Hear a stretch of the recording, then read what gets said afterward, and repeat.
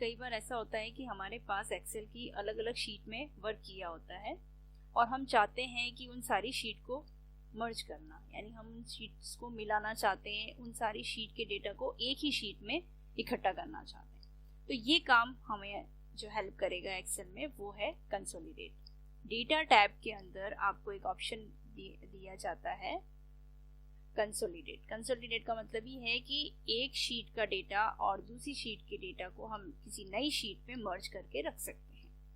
तो अलग अलग शीट के डेटा को कैसे हम एक नई शीट पे ले सकते हैं, तो देखिए कंसोलिडेट का ऑप्शन कैसे काम कर रहा है। हमारे पास यहाँ पे दो तरह के एग्जाम्पल के थ्रू हम आपको इसको समझाएंगे।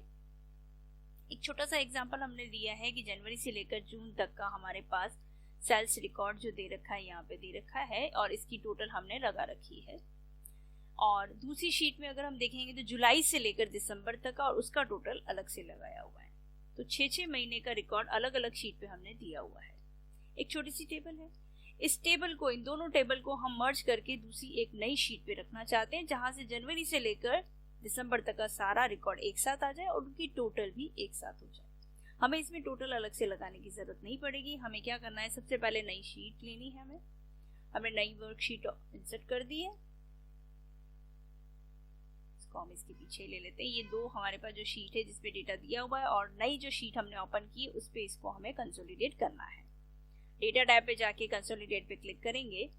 यहाँ पे देखो एक विंडो आपको ओपन दिखाई देती है। इसमें आपको पूछा जा रहा है रेफरेंस, और रेफरेंस से पहले ऊपर दे रखा है फंक्शन। फंक्शन में अलग अलग फंक्शन है, सम, काउंट, एवरेज, मीन, मैक्स सब है। आपको अपनी टेबल के अकॉर्डिंग ये डिसाइड करना है कि आप इसमें से कौन सा फंक्शन चूज करेंगे। अभी हम जो चाह रहे हैं वो इन दोनों टेबल के डेटा को सम करना चाह रहे हैं, क्योंकि वो जो टोटल है वो ग्रांड टोटल के रूप में 6 मंथ का एक में दे रखा है, 6 मंथ का एक में दे रखा है। तो हमें टोटल 12 महीनों का रिकॉर्ड एक साथ चाहिए, तो हम उसको काउंट करेंगे। काउंट करने के लिए हमें सम का फॉर्मूला यूज करना पड़ेगा, इसलिए हम फंक्शन यहाँ पे कौन सा ले रहे हैं, सम। फिर रेफरेंस पे हमारे पास जो शीट है वो लेंगे। शीट 1 पे जाके हम वो एरिया सेलेक्ट कर लेते हैं। हमने जनवरी से लेकर टोटल तक का रिकॉर्ड एक साथ ले लिया है, इसको ऐड कर देंगे। ये इतना ऐड हो गया है। उसके बाद दूसरा रेफरेंस जो है वो दूसरी शीट में से लेंगे। दूसरी शीट का डेटा देखो उतना डिफॉल्ट सेलेक्ट कर लेता है। अगर वो सेलेक्ट नहीं होता है तो आपको सेलेक्ट करें। वैसे तो डिफॉल्ट ये सेलेक्ट हो जाता है क्योंकि उसी सीक्वेंस में उतना ही मैटर दिया हुआ है। वो सेलेक्ट होने के बाद में आप इसको ऐड कर देंगे तो ऑल रेफरेंस में दोनों शीट का रेफरेंस ऐड हो जाता है। नीचे आपको कुछ ऑप्शंस भी दे रखे हैं। टॉप रो है, यानी हमारे पास जो हेडिंग बनी हुई है, जैसे हमने जनवरी, फरवरी, मार्च ये जो मंथ के नाम लिखे हैं वो हेडिंग हम चाहते हैं, इसलिए हम टॉप रो को यूज करेंगे। लेफ्ट वाला हम यूज नहीं करेंगे, कारण ये कि हमारे पास लेफ्ट साइड में कोई रिकॉर्ड नहीं है। और क्रिएट लिंक का मतलब है दोनों शीट का डेटा हमें लिंक बनाना है, इसलिए ये वाला ऑप्शन सेलेक्ट करते हैं। तो अभी हम क्या कर रहे हैं, हम टॉप रो का ऑप्शन सेलेक्ट कर रहे हैं और क्रिएट लिंक वाला ऑप्शन भी सेलेक्ट करते हैं। ओके कर देंगे। ये देखिए दोनों शीट का डेटा एक ही शीट में आ जाता है। जनवरी से लेकर दिसंबर तक का सारा रिकॉर्ड एक साथ है और उन दोनों की टोटल एक साथ इसने करके आपको दे दी है। तो 2 शीट में जो हमारे पास डेटा था, इसी तरह से 2 शीट, 3 शीट, 4 शीट, अगर अलग अलग शीट पे डेटा है तो हम सबको मर्ज कर सकते हैं। तो कुछ इस तरह से हम शीट के डेटा को कंसोलिडेट कर सकते हैं।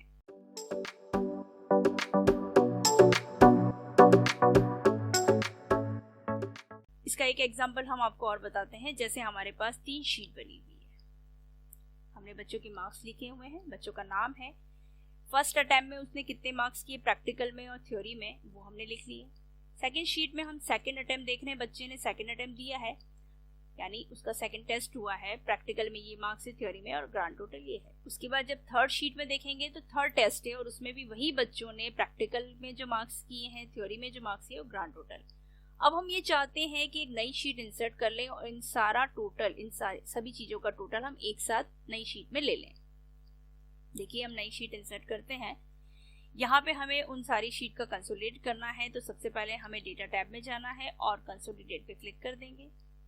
यहाँ पे हमें वही फंक्शन तो सम को यूज करना है। रेफरेंस हम ऐड करेंगे। रेफरेंस में हमें कौन सी शीट चाहिए, शीट 1। तो हम शीट 1 का डेटा, इसकी जो मेन हेडिंग है उसको छोड़ दीजिएगा, जहां से हमने नेम, प्रैक्टिकल मार्क्स ये लिखे हुए हैं वो आप रेंज सेलेक्ट कर लेंगे और इसको कर देंगे ऐड।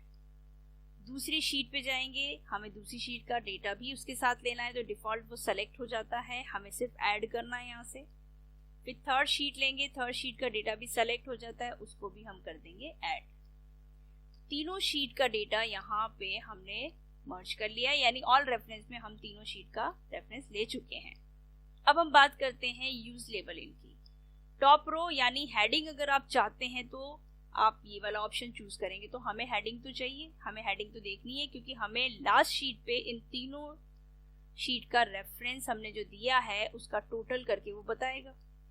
और लेफ्ट में भी हमने स्टूडेंट के नाम लिखे हुए हैं, तो लेफ्ट कॉलम वाला भी ऑप्शन सेलेक्ट कर लेंगे। और क्रिएट लिंक वाला ऑप्शन क्यों सेलेक्ट किया जाता है वो अब यहाँ पे हम अच्छे से समझ पाएंगे।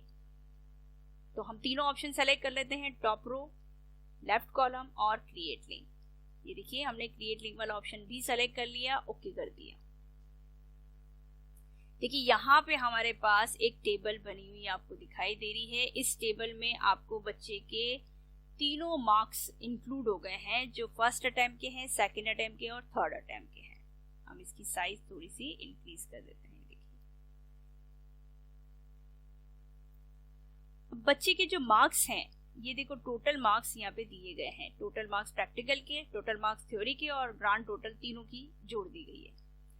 लिंक जोड़ने का मतलब ये हुआ कि यहाँ पे आपको एक प्लस का आइकन सभी नाम के आगे दिखाई दे रहा है। इसका मतलब है यहाँ पे हमने लिंक बनाया है, इसलिए दिख रहा है। लिंक बनाने का मतलब है अगर हम लिंक वाला ऑप्शन नहीं चूज करते तो ये प्लस का आइकन नहीं आता, लेकिन अभी हमने लिंक बनाया है। इस लिंक पे क्लिक करेंगे, जैसे ही हम इस प्लस के आइकन पे क्लिक करते हैं तो आशीन के हमें चाहिए कि फर्स्ट अटेम्प्ट में उसने कितने मार्क्स किए थे। ये तो तीनों शीटों का मर्ज है, यानी तीनों शीट का टोटल है। हमें इंडिविजुअली देखना है तो इस पे क्लिक करेंगे। देखिए उसके फर्स्ट अटेम्प्ट में 25 मार्क्स थे और थ्योरी में 36 मार्क्स थे और ग्रांड टोटल था उसका 60 मार्क्स। सेकेंड अटेम्प्ट में ये मार्क्स थे और थ्योरी के ये मार्क्स थे और ये, और थर्ड अटेम्प्ट में, और तो टोटल इसका कितना हो गया, इतना। तो हमें लास्ट शीट में क्या मिला, केवल टोटल मिला। लेकिन हम उन दोनों तीनों शीट का रेफरेंस भी देखना चाह रहे हैं, क्योंकि हमने रेफरेंस ऐड किया है, उसका लिंक बनाया है। तो यहाँ पे ये इस तरह से आपको दिखाई दे रहा है। इस माइनस के आइकन पे जैसे ही क्लिक करेंगे तो ये देखिए वापस हाइड हो जाता है। ये इस तरह से ग्रुप बना के रखा हुआ है। जैसे ही हम क्लिक करते हैं तो हर शीट की डेटा का लिंक इसमें बन जाता है। ये आपको पहले भी बताया हुआ है कि ग्रुप बन जाता है। ग्रुप अनग्रुप का वीडियो आपको पहले भी बताया था कि किस तरह से ग्रुप बनाया जाता है किसी भी रो कॉलम का। तो यहाँ पे ग्रुप डिफॉल्ट ही कर देता है कंसोलिडेट। तो इस तरह से हम जिस भी स्टूडेंट की डिटेल देखना चाहते हैं, खाली बस उस प्लस के आइकन पे क्लिक करेंगे तो उसका पिछला रिकॉर्ड भी आपको दिख जाएगा। तो काफ़ी यूजफुल रहता है कंसोलिडेट। तो इस तरह से हम कंसोलिडेट को यूज करके अलग अलग शीट के डेटा को एक नई शीट में मर्ज कर सकते हैं।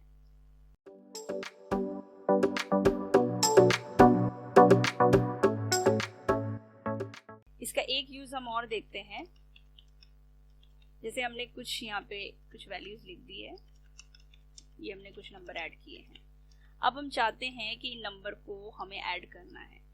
आपने यहाँ पे कई सारे फंक्शंस देखे हैं जिसमें हमने सम को यूज करना सीखा। अगर हम चाहते हैं कोई दूसरा फंक्शन, तो यहाँ पे जैसे हमें एवरेज निकालना है, एवरेज हम किस रेंज का निकालना चाहते हैं तो वो रेफरेंस में आपको देना है।